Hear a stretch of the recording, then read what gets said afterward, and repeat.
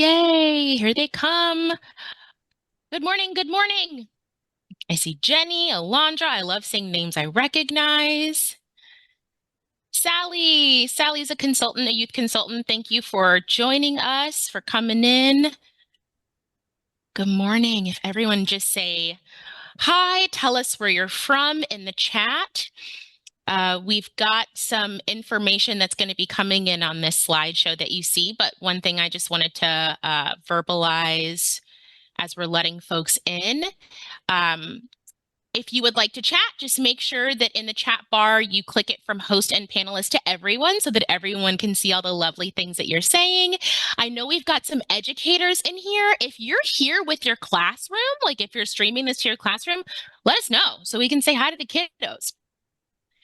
Anyone who would like to have the captions showing on your screen, you should be able to turn those on at will at any point throughout this morning. From the bottom, Blackstone Library. Hi, Alondra. I love that I see you randomly in random places. We should meet one day. Jenny, just saw you yesterday. Glad you can be here with us. We're just going to give it a few minutes to let folks keep piling in. I know no one's looking to hear from me. We're here for some really amazing guests. I'm so excited. Granby Memorial, Burlington, my buddy Sally from Nebraska. So we've got some folks from outside of the state.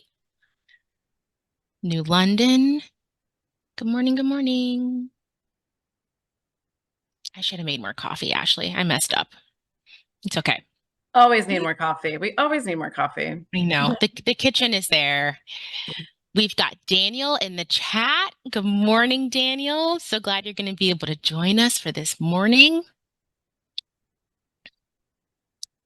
Chrissy. Hi, Chrissy.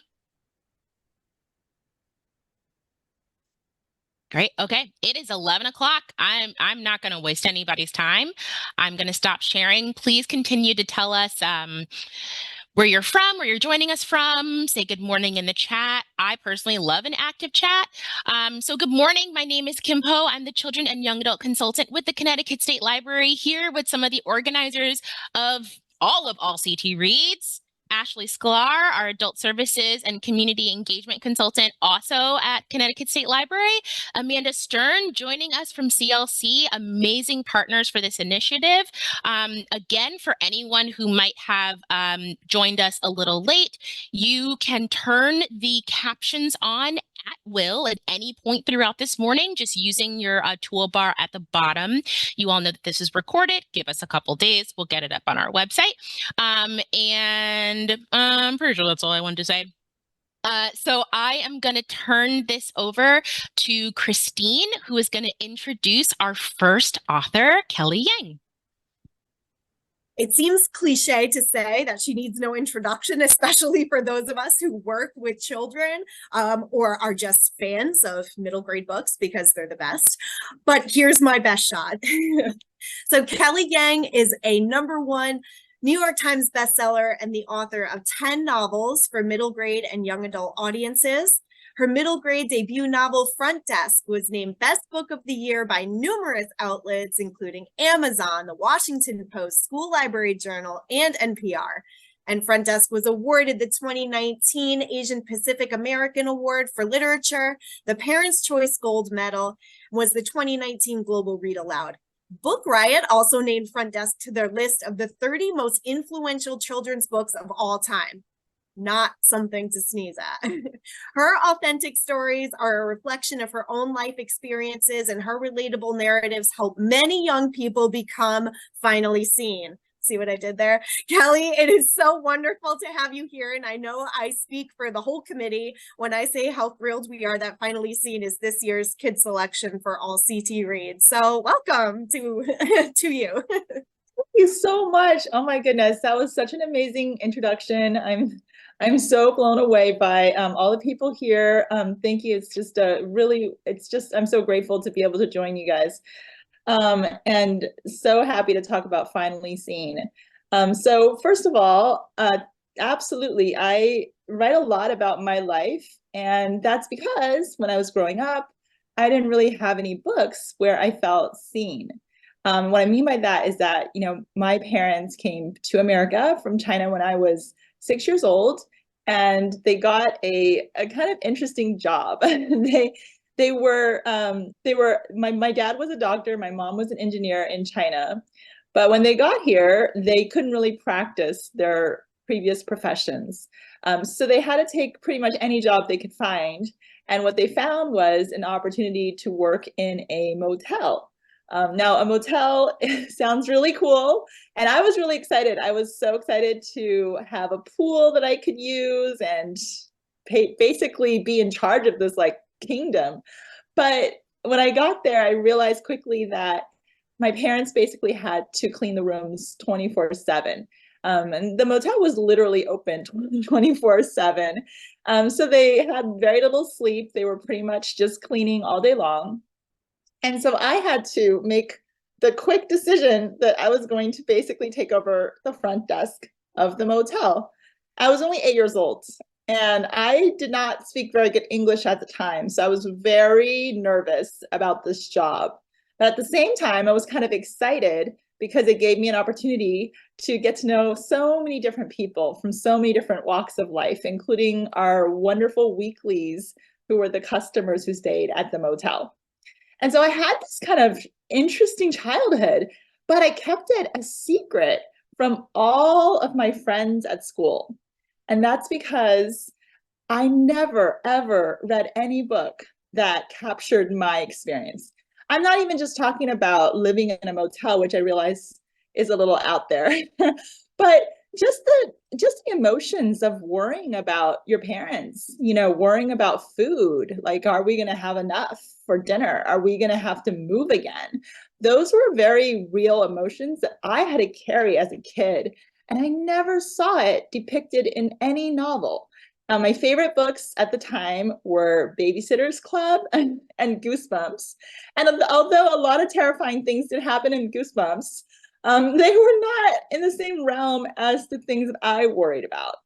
I worried about things like, you know, there was a lot of violence where we lived, and it was scary as a kid. I would hear gunshots at night and have to, you know, see people basically die sometimes. And it was very, very terrifying for me.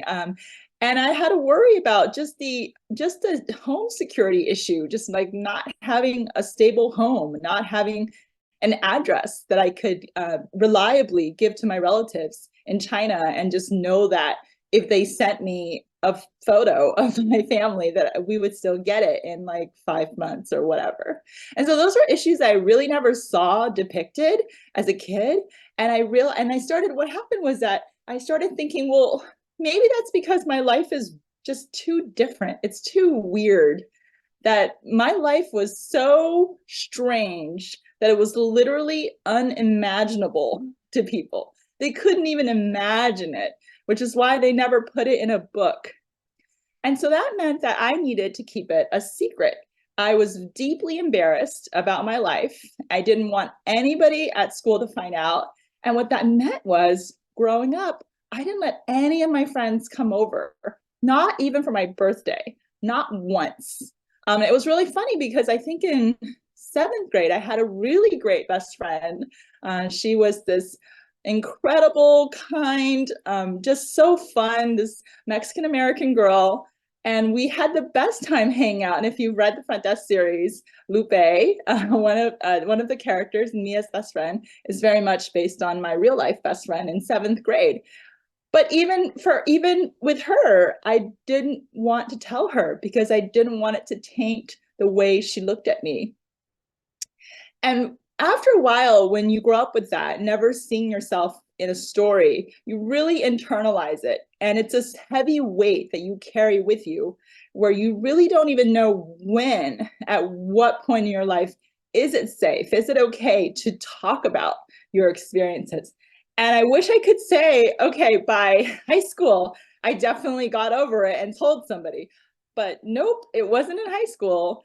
And it wasn't even in college, where I went to Berkeley, which is a very progressive school. And we studied like, Amy Tan and Maxine on Kingston, and we read all these great books, but even then I felt scared to tell someone. And it wasn't really until I became a mom, and I have 3 kids. They are 16, 10, and 13 now, but at the time my oldest was only 8. And I looked at him and I was kind of like, okay, this is weird. This kid who I gave birth to has no clue like how I grew up, doesn't really know anything about me. And I thought, well, that is literally a shame. That's a tragedy, because if you can't even talk about your life with your own family, like you're missing out. That's a big part of your life. And so that's when I sat down to write the story of Front Desk. And I had no idea that it was going to be this very popular book, that people were really going to relate to it, but they did. And it was actually pretty shocking to me. I remember sitting there before it was published, the day before, and my biggest wish was just that the world would not laugh at me, because I had put a lot of very personal details in the book about how my mom refused to buy me jeans and would always, buy me these very ridiculous looking floral pajama pants from the Goodwill, and make me wear those to school. And everybody was, to this day, everybody's like, oh yeah, you're the girl with the pajama pants. Although I think that they actually are coming back into style, so that's good. But I remember being really deeply worried about how the world was gonna see me after this book. And I was so surprised and relieved and just like overwhelmed with the outpouring of love, and just number of people who email me and say, oh my God, because of this book, I can finally talk about my life too at school, which makes me so happy, because I think that that is just the most powerful feeling, to be seen by a book. The thing that I never saw coming, though, was after, I think, 2 or 3 years, the book had been out for 2 or 3 years. It was widely read. It still is. In many schools all over the nation. And out of the blue, I started getting these tweets saying, okay, my kid is reading your book in school and is suddenly not being allowed to read it anymore, because a parent complained that they didn't really want their kids learning about the immigrant experience. They didn't think it was appropriate. They didn't think that it was a conversation you should have at school. And that was so gutting to me as a creator, as an author. The first instinct that you have is just complete, you're mortified. You're like, what did I do that was so bad that they won't even let the kids finish the chapter? They don't even get to find out what happens. And I was so scared and upset. And I was also deeply worried that this is going to like spread everywhere, and that after a while, no one would be able to read this book anymore, which is it's very real. It's like a very real possibility with books that get banned, because, then the print runs get smaller, and you never know, like they could go out of print. So I was really mortified, and I had 2 choices to make. One was to talk about it, to sort of share what happened to me, because if it's happening to me, it's happening to so many people.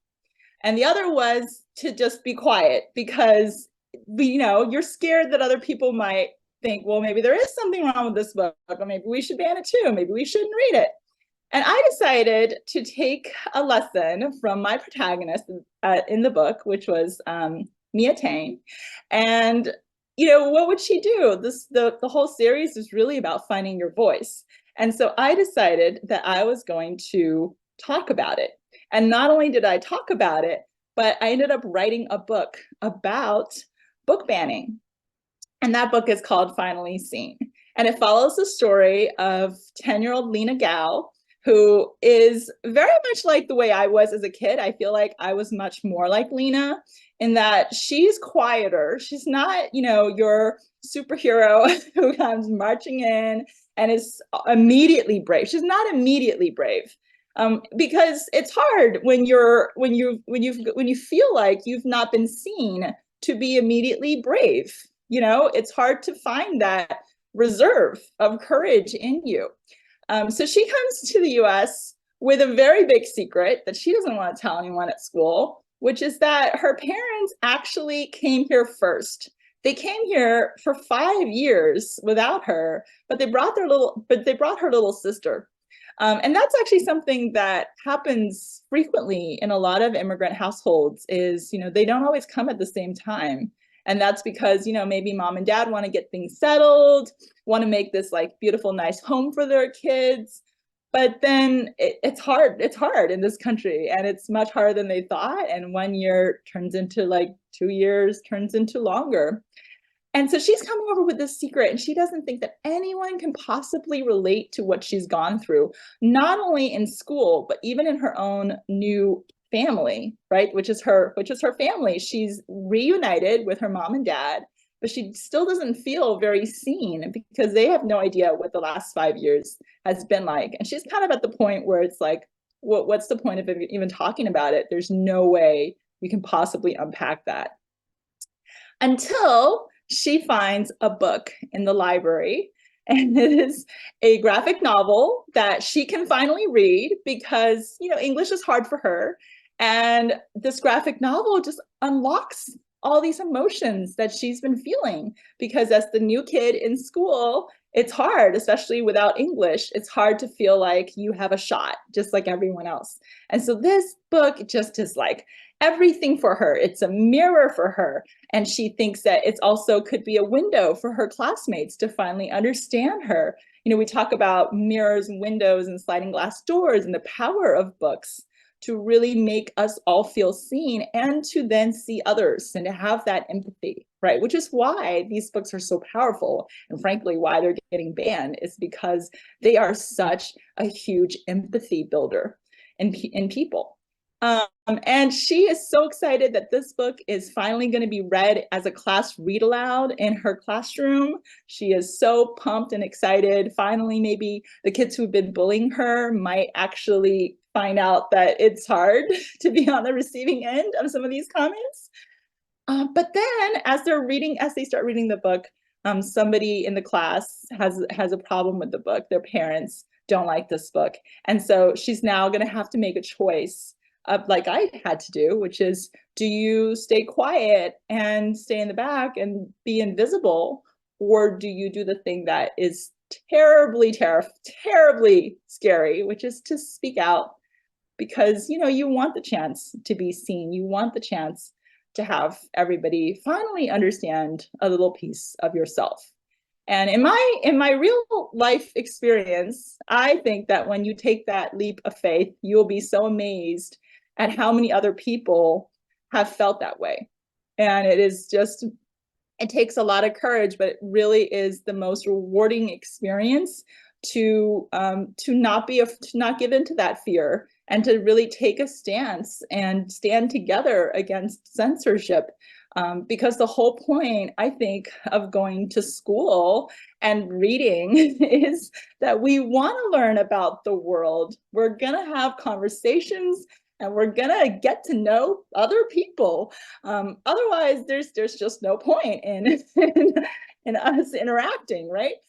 So it's been really amazing to see the response for this book. A lot of kids emailing me saying, I'm so happy that I finally kind of understand what's going on. This has been, unfortunately, a huge issue in our country. It has affected so many school districts. Although, interestingly enough, there was a recent study, and it showed that 60% of the nation's book bans were initiated by 11 people. So, yeah, 11 individuals who really love paperwork. So just please keep that in mind, and really support your librarians and your teachers on the front lines, making sure that every kid gets seen, and know that, we have a voice. Our voices are powerful, and we have just as much of a say in what goes on as everyone else. So with that, I am so excited to answer your questions. All right, so I'm going to start with a question that was, yes, absolutely, yes. Thank you so much for sharing that. And, you know, it's one of the reasons why, you know, I was saying earlier that I wish I had a copy of your book to hold up as you were talking, but they're checked out. So it's what a wonderful problem to have, because, you know, my students are finding themselves in your books. There we go.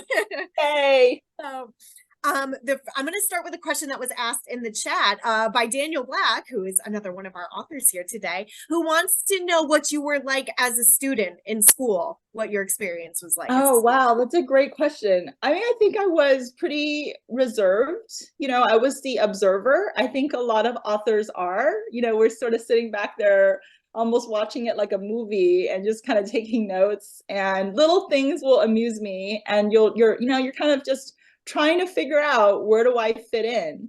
And it was a hard question to answer. I mean, for a long time, my question to myself was like, do I even have a future here? Because I was starting with 0 English. I mean, literally did not know a single word. So it was a hard transition, but I had the best librarians, and I am a huge advocate of libraries because of that. I mean, I wouldn't be here without them. Just the fact that you could go into a place and feel immediately comforted, not lonely anymore. So you've got all these books around you. I mean, it is just the most important national treasure to have, and we really need to protect it. Absolutely. Hard agree on that one. So we have a question from a student at Mansfield Middle School. What do you think is your most popular book? Oh, my most popular book is Front Desk, and I say it with like a sigh, I guess, because as an author, you're always trying to beat your debut, right? You gotta feel like that is, you know, that's your first book, so you should be improving as an author.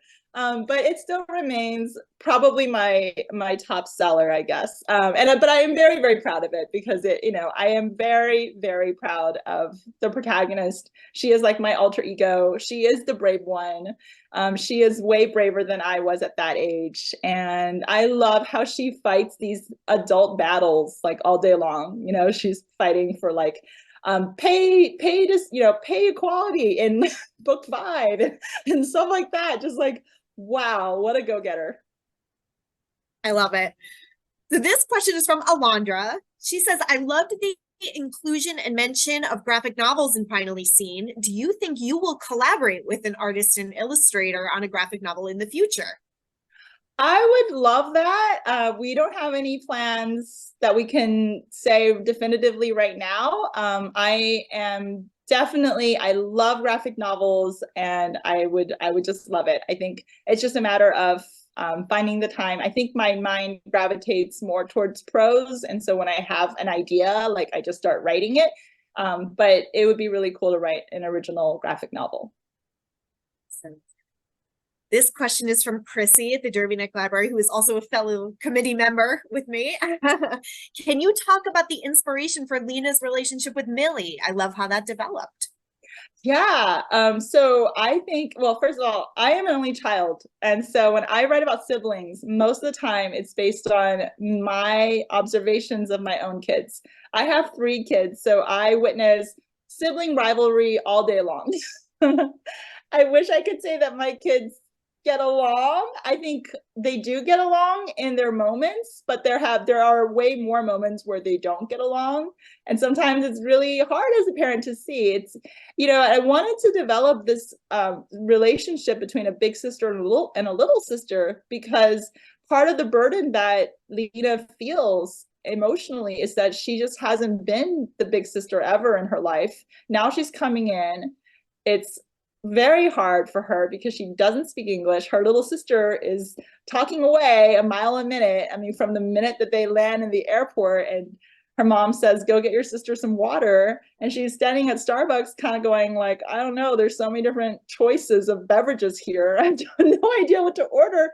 And her sister's just like, oh, she'll have this and this and this. And it's just that feeling of like almost being demoted, like you're not the big sister anymore. And how do you then climb your way back up? I thought that was just really fascinating. But no, I don't have actual siblings in my life that I can base it off of.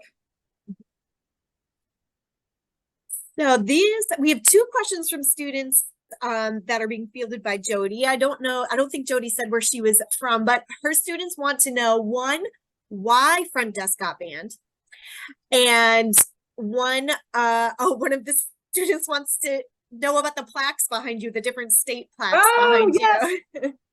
I'll start with the plaque questions, easier. Of course. There's just a lot of different awards from different states. I think there's there's Michigan, there's Hawaii, there's a bunch of states, Washington. They were from when front desk was on various different state lists. And I think that there's sometimes an award that goes with it. And they're just really awesome. It's really cool to put them up and, celebrate the good moments as a writer, because there are many, many moments of disappointment in this journey, as all my fellow authors understand. And as for why front desk get banned, I mean, that's a good question. I don't think there's a reason that any book should be banned, to be honest. Let's put that up right over. Yeah, I think, but I think that sometimes it's people feel a little uncomfortable learning about someone's life who is not exactly like theirs. There's poverty in the book. There's definitely unpacking of racism in the book. I mean, it's an authentic book about, growing up as an immigrant in this country. I think that if you didn't put some of that stuff in, it just wouldn't be an authentic portrayal, because that is, unfortunately, that is the life. And there's no way we, as people of color, can opt out of that. So I always say that, you read to step into someone else's shoes. That's like the whole point of, you don't want to read a book that is exactly about yourself, because then you wouldn't even need to read it. You already know that life, right? So I think it's really important that, we do read widely, and we read about people who are different from us, so that we can understand. And later on, when we join the workplace, which is what the whole point of school is to prepare kids for the world, that they're going to know how to deal with people from all different walks of life. Agreed. Definitely, students need those tools, and it's a shame that people want to take them away from them. That's what I'll have to say about that. So this question is from Maria. And what is your advice for other authors who are thinking of incorporating parts of their own lives and experiences into a story? We know that you do that a lot with all of your books. So yeah, I'm a huge fan. There's a saying, write what you know. I'm a big supporter of that, but I also just don't know how to do it otherwise. So I think, props to all the fantasy writers and all those people out there. But I just, for me, it's I think it's because I start with the question of, why am I writing this book, right? Mm-hmm. And usually it's either to say something about the world that I feel is important to say, or to figure out something that is just in the recesses of my soul, just figuring out something that I've been through. So it's hard for me to not put myself into those stories. I think that you don't have to put every detail in. If something happened to you in real life, try to distill what is it about that experience that still stays with you. What is that emotion deep down? And it could be that you then take that emotion and weave a complete other story, but it's still authentic because you've captured that emotion so well, right? And so we all have these experiences we go through where, we're still thinking about them years later. And it's gosh, I wish I could figure out why I'm still thinking about it. And it usually doesn't have to do with well, then this happened and this happened and this happened. It's really just has to do with a core emotion of I was humiliated, or I was, I felt it was really unfair, or I was the bully in that instance, or whatever it is, right? And to then spend the time kind of unpacking that. And, for me, writing was free therapy. When I was a kid, I just did not have access to a therapist, and I feel I probably really badly needed one. But it was sort of a weird therapy for me that I could just do with a journal. Absolutely. So I have a question for you. It's one of my own. So, and I wrote it down because I feel the need to be prepared all the time. So in Finally Seen, we learn about characters that are often overwhelmed with expectations. And I know that this is something that my students struggle with all the time. What advice would you give to young people experiencing the same issues? Yeah. And yeah, so are you talking about Jessica and the overwhelming her mom? Yeah, I'm talking about that. I'm talking about, you know, Lena thinking she's not living up to what her parents expect of her. Right. And not thinking that she's not able to fit the molds. Yeah, absolutely. Yeah. You know, I think especially as kids who've seen parents struggle, we carry a huge weight, you know, that it just, and no one really told us to carry it. But I always say it's like, it feels like a giant backpack, you know, and you're trying to make up for all the things that you feel like, you know, your parents went through was really unfair. Maybe it had to do with you. Maybe it was because they wanted to come to this country because of you. And you feel this sense of responsibility and guilt. And it's terrible because it is a very hard thing to then move through life carrying this giant backpack. I mean, you're literally burdened with this thing that's weighing you down.